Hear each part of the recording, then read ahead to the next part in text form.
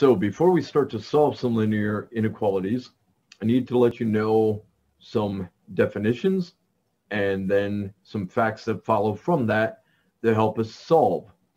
And I showed some informal ways to understand this to my class. I'm going to give here more formal explanations. To say that A is less than B means that there is a positive number, strictly positive number, call it C, that we could add to both sides and make A plus C equal B. After that, it's not that big of a stretch to go from A less than B, what the definition is, to defining A less than or equal to B, as we're going to have to add a number C that is greater than or equal to 0. So it's positive or 0, i.e. a non-negative number, so that A plus C is equal to B. Now, A greater than B is the same as B greater than A, sorry, B less than A. And so I could add a strictly positive number C to both B and A, so that B plus C equals A, but you probably more likely see it in some formal textbooks saying that A minus C equals B. And similarly, if A is greater than or equal to B, then that C has to be greater than or equal to 0, a non-negative number, to get A minus C equals B. So now to use those definitions to come up with some facts that will help us with the algebra of solving linear inequalities. If we start off with A less than B, then we've got that C that is strictly positive.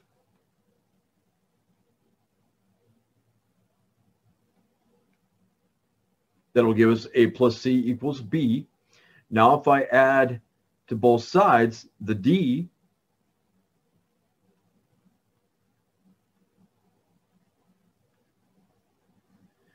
well, we still have that C that we're adding to both sides that is greater than 0 to make these two sides equal. And so going back to the definition, that would have to mean, since we have that strictly positive C, A plus D must be less than B plus D. And it would run very similarly for proving that A minus D would be less than B minus D when we started off with A less than B. The point here is that adding or subtracting any number leaves us with the inequality symbol in the same direction.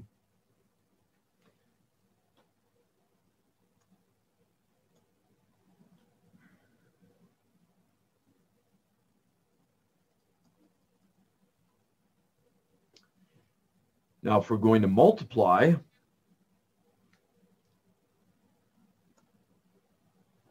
we start off with A less than B, then that would mean, based on what we had up above, that B minus A must be positive.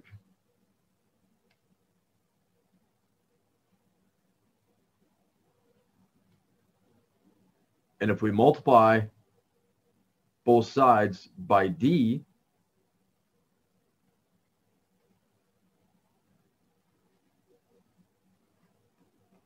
well, 0 times D is 0. And a positive times a positive is still positive. I would distribute the D there. And then I'll add AD to both sides to get BD is greater than AD, i.e. AD is less than BD. So comparing to where A and B were in the original and where they are at the end, when we multiplied by a positive number, that did not change the direction. Division by a positive number would have the same result of not changing the direction of the inequality. And that is because dividing is closely connected to multiplication. A divided by D is the same as A times 1 over D. What I want to get across here is that the only time that you would change the direction is for the operations of multiplication or division, but that's only when it's multiplication or division by a negative. We just saw that you multiply or divide by a positive, you're keeping the same direction of the inequality symbol. Okay, so how could we prove that? Well, A less than B, if we again move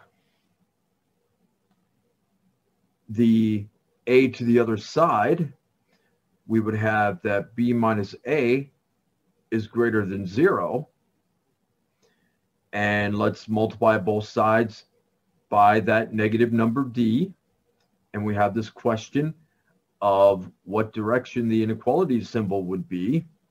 Well, 0 times D is 0.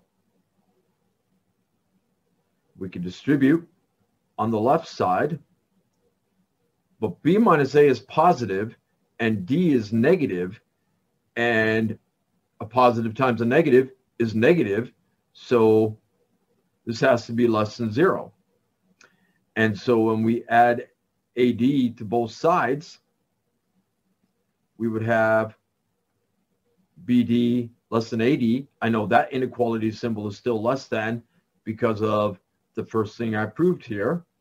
And saying BD is the same is less than AD is the same as saying A times D is greater than B times D. And so that's our first instance of switching the direction. If you add or subtract the same thing to both sides, it's staying in the same direction. If you multiply or divide by a positive, it's staying in the same direction. But if we multiplied both sides by negative, that changed the direction. And so similarly, for division by a negative, that's going to be similar to the one I just showed because of division being connected to multiplication, where what you're dividing by, you can rewrite that as multiplying by its reciprocal. And you can make similar statements about less than or equal to, or greater than or equal to. When you add or subtract, or if you multiply or divide by a positive number, then that inequality symbol is going to stay in the same direction. But if you multiply or divide by a negative, that direction is going to switch.